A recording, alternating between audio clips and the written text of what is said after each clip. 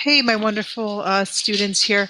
So as promised, I'm making a video just on some odds and ends that we didn't go through in much detail in class or in your assignments or in any of the resources I shared with you guys. So some of the, I didn't want to make a video of stuff I covered in my summer videos or in some of our, class assignments. So you may want to go back and look over some summer videos if you want to get certain definitions on things but this is just the stuff that I think we needed to spend a little bit of time in so you feel more comfortable before our assessment tomorrow.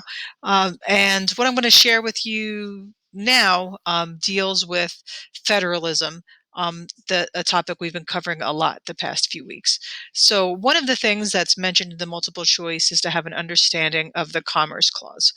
So the Commerce Clause is in Article 1, Section 8, Clause 3 of the Constitution. And Article 1 means it has to deal with the legislative branch. So it's legislation and dealing with laws. And it states it's to regulate commerce with foreign nations and among the several states and with the Indian tribes, right? So it's about Congress having power to regulate certain interactions. And it's been used um, many ways and interpreted many different ways since its origins. And it's often used to justify exercising different legislative powers over the states and the citizens of those states. So when it comes to federalism, it looks like it's something that weakens the power of the states and supports a strong federal government, right? And that's where the conflict from it has come. Um, you know, what is that balance of power between the federal government and states? It's been viewed as both a grant of congressional authority, like here, Congress, you have all this power, and also as a restriction on state authority, like, hey, states, you can't do this. Congress can say otherwise. So, um, if we look back to what the Anti-Federalists argued against the Constitution, if they were to see into the future, they would have been like, look, this Commerce Clause is going to really restrict states' rights. This was often also combined with the necessary and proper clause, which, sort of gave federal government powers as well.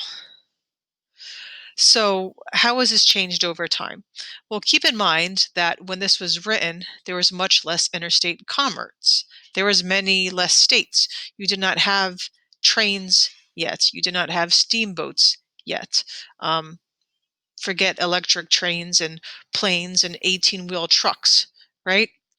Now there's more area and more interstate commerce. So Congress has more power now because this clause covers more area, more activity, more goods and more value, and all those sorts of things. But the Commerce Clause hasn't really been used just to regulate um, the commerce of goods between states. It's been used for many other things over time. And that's how we're going to connect it to US v. Lopez. Now, we're going to cover this more in class, but what you need to know for it for now as it relates to federalism is that US v. Lopez limited congressional power under the Commerce Clause. This was from 1995, and you may have even seen signs where you see like drug-free school zones. Well, this was for gun-free school zones. And this is a federal law if you were caught with having a gun in a school. But this was overturned, and it said, and it was close. See here, 5-4. It said that the Commerce Clause cannot be used for that. And why this was a big deal is because for decades and decades leading up to it, the Commerce Clause was being used to justify growing federal power. So what does this Commerce Clause cover, right? So what is beyond Congress? What is beyond the powers of Congress and should be reserved to the states? All right, so this court decided that the possession of guns in schools could not be considered within one of the enumerated powers from Article 1, and therefore it must be left to states and localities to regulate, right? Let the states control issues of guns in schools. And that's where, like, if you hear guns in schools, well, of course you're like, that's bad. Of course you would think, well, that should not happen and that person should be penalized. But who is the person to regulate that law? Is it the federal government or is it a state and local authorities? So Justice Kennedy gave one of the concurring opinions. So if it's a concurrent opinion, it supports the majority. And it was not at all propitious, that's a nice SAT word, when applied to the quite different question of what subjects were within the reach of the national power when Congress chose to exercise it. So if you go back, right, to what the Commerce Clause says, what is this really supposed to be doing? And this is not interstate commerce just because it's something that's happening here. So Rehnquist was the Chief Justice, you'll see here. He was the Chief Justice until 2005 when he was replaced with our current Justice John Roberts. Is that right? Has he been Chief that long? Yeah, I guess so.